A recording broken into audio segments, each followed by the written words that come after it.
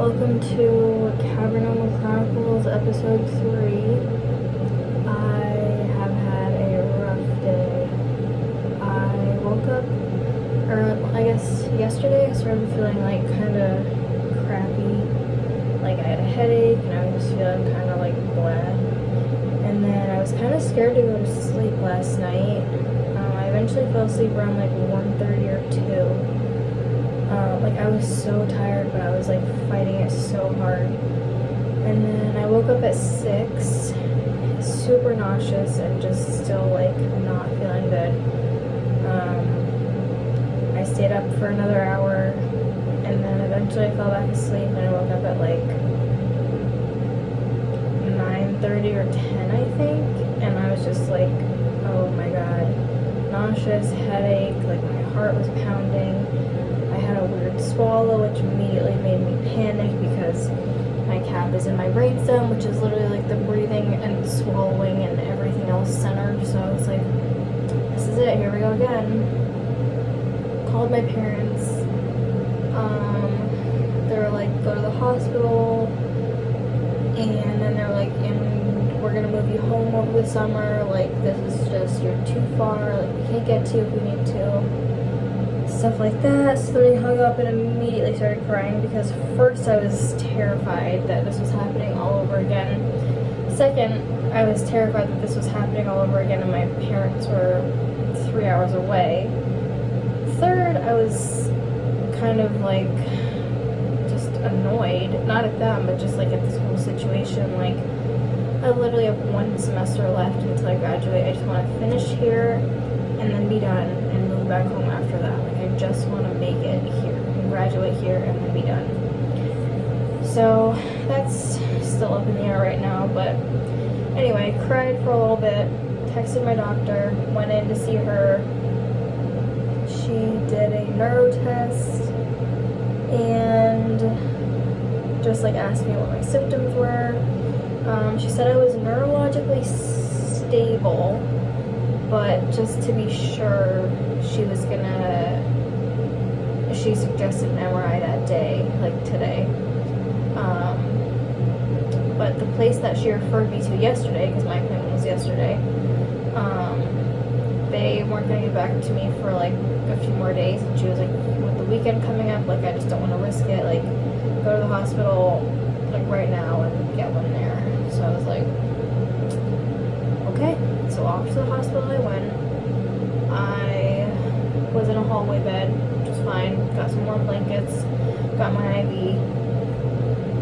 I was in that bed waiting for 6 hours. And then a nurse came over and was like, hey, so we're gonna take you down for your CAT scan. And I was like, what do you mean? She was like, yeah, like a CAT scan with and without contrast. And I was like, no, my doctor said MRI. Like, I was expecting MRI. Why a CAT scan? She was like, let me get the doctor. So then the doctor came over and he was like, basically for what we need to see, a CAT scan is quicker and it'll show like vessels and all that stuff. Like a CAT scan will be perfect for this. And I was like, okay. So then I texted my doctor and I was like, Dr. Julie, dude, that IV hurt so bad today. Oh my god, it was so sore. That's definitely gonna bruise. Anyway, texted her and I was like, so they want to do a CAT scan instead of an MRI. And she was like, that's fine. If they do find anything, they'll transfer you back to Anschutz and you'll get an MRI there anyway. So that's okay. I was like, okay. So my appointment this morning with her was at 12:30. I got to the hospital around 1:30. I didn't go back for my CAT scan until like 6. Yeah. Like 5:55, 6 o'clock. So they wheeled me back there and they're like, have you had this before? And I said, no, I've only had an MRI with contrast before. I've never had this. And she was like, okay, you're gonna get really hot and feel like you're gonna pee your pants. And I was like, lovely, let's get her over with. So they put me in, and they like hooked my IV up to this like twirly like tube, and they just left it there. So they put me in once, and it did like the whirring, and then they pulled me out a little bit, put me back in, did another one, and then she goes, okay, we're gonna have the contrast now, and like pushed a button in her room, and then that started like the machine that the twirly tube was connected to, and then the contrast came in.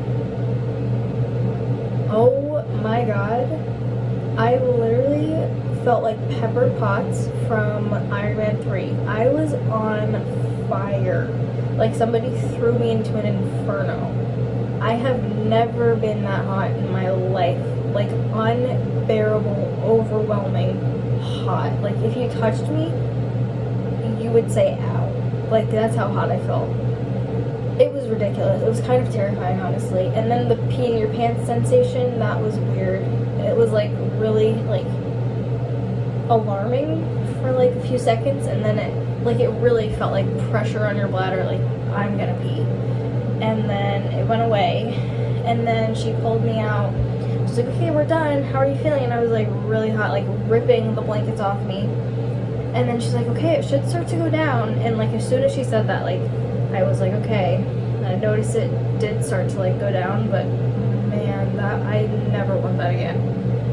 I feel like I've talked about this before, but I love MRIs. Like everything about them, I find them so relaxing. Like contrast is like nice and cooling. Like everything about them, I would so much rather have an MRI than a CAT scan, like any time of day.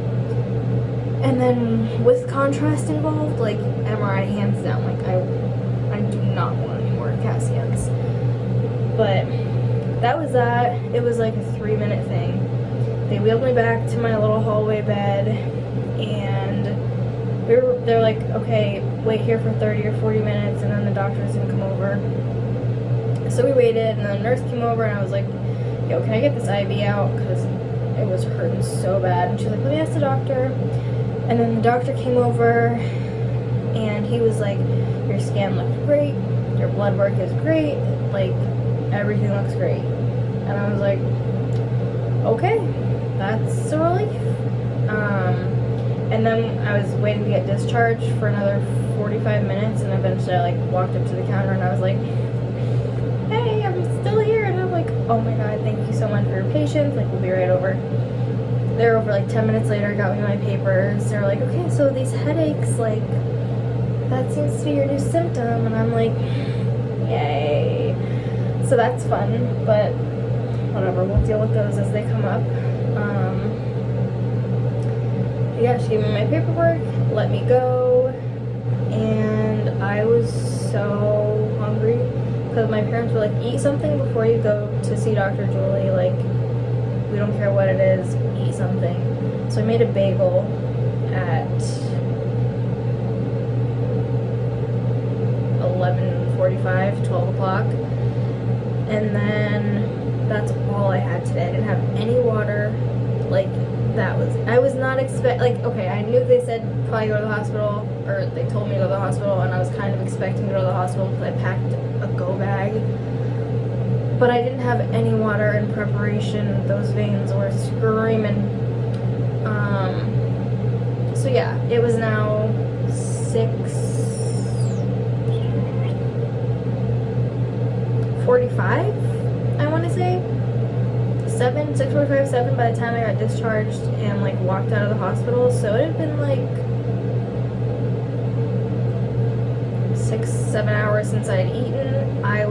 My stomach was growling, like loudly. I was like, oh, y'all hear something?